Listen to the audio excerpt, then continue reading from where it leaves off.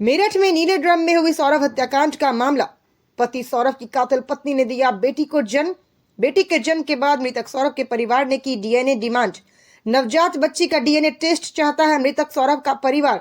मृतक सौरभ का भाई बोला, नवजात बच्ची सौरभ की हो, मात्र 1% उम्मीद, अगर वह बच्ची सौरभ की हो तो हमको सौंपी जाए, वरना मुस्कान उसे नुकसान पहुंचा सकती है। मृतक सौरभ के बर्थडे डेट 24 नवंबर को ही मुस्कान ने बच्ची को जन्म दिया है। मेरठ के मेडिकल कॉलेज में हुई मुस्कान की डिलीवरी। जेल अधीक्षक बोले, नवजात बच्ची को 6 साल तक जेल में रख सकती है मुस्कान। 6 साल के बाद कोर्ट की परमिशन पर नारी निकेतन भेजने का प्रावधान। परिचय। मेरा बबलू, आप सौरभ के क्या लगते हैं? मेरा भाई है सगा।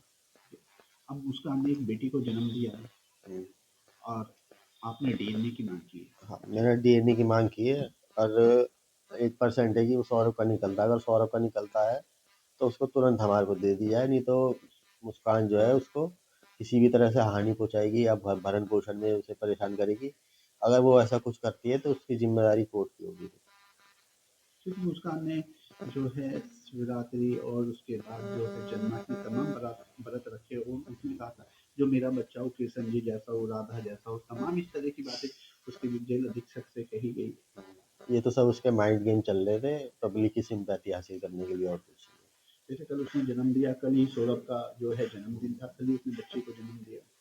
हाँ, वो भी माइंड गेम चल रहा था उसका। डॉक्टर ने के अनुसार तो 4 दिन बाद होनी चाहिए थी। उसने तो माइंड गेम खेल के उसे पहले ही, मतलब बर्थडे वाले दिन ही कर दिया जानबूझ के। सर, मुस्कान ने एक बच्ची को जन्म दिया। ये बात सही है कि जब मुस्कान जेल में आई थी मार्च में, तब वो गर्भवती थी और कल शाम को एक बेटी को जन्म दिया है। मेरठ मेडिकल कॉलेज में ये जन्म हुआ है। ऐसा प्रावधान है उत्तर प्रदेश जेल मैनुअल में कि हम लोग प्रयास करते हैं 100% जो डिलीवरी है वो सरकारी अस्पताल में और अच्छे सरकारी अस्पताल में हो। उसी के तहत परसों उसको भर्ती कराया गया था कि आज रात उसने जन्म दिया है बेटी को। जो उसकी बेटी हुई है, क्या सर वो अब जेल में आएगी या बेटी को बाहर रखा जाएगा, मुस्कान खाली वापस आएगी? नहीं, ऐसा प्रावधान है कि 6 साल तक के बच्चे अपने माता के साथ या अपनी दादी के साथ जो कारागार में आती हैं रह सकते हैं। और भी बच्चे यहाँ पर रह रहे हैं, उनके पढ़ने की व्यवस्था है, उनके खाने पीने की व्यवस्था है, क्रैच की व्यवस्था है।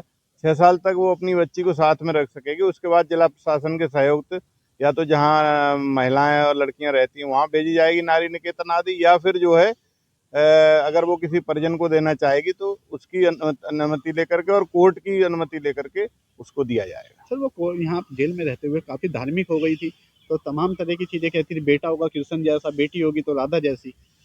हाँ, ये बात सही है कि जब वो आए थे जेल में, दोनों लोग बहुत नशे के आदी थे। जेल के नशा मुक्ति केंद्र के द्वारा उनका नशा छुड़वाया गया तथा बाद में जो जेल में धार्मिक कार्यक्रम होते हैं, जैसे सुंदरकांड प्रतिदिन होता है, आरती प्रतिदिन होती है, और नवरात्रि में तो बहुत पूजा अर्चना महिलाएं करती हैं, तो ये भी जो है उनमें बढ़ चढ़ कर भाग लेने लगी और नियमित रूप से सुंदरकांड का पाठ करने लगी। उसकी इच्छा ये थी, बेटा हो तो उसका नाम कृष्ण रखूंगी, तो बेटी हुई तो राधा रखूंगी, और वैसे गुण भी चाहती थी। और शायद पता लगा है कि बेटी का नाम भी जो है राधा रखा है।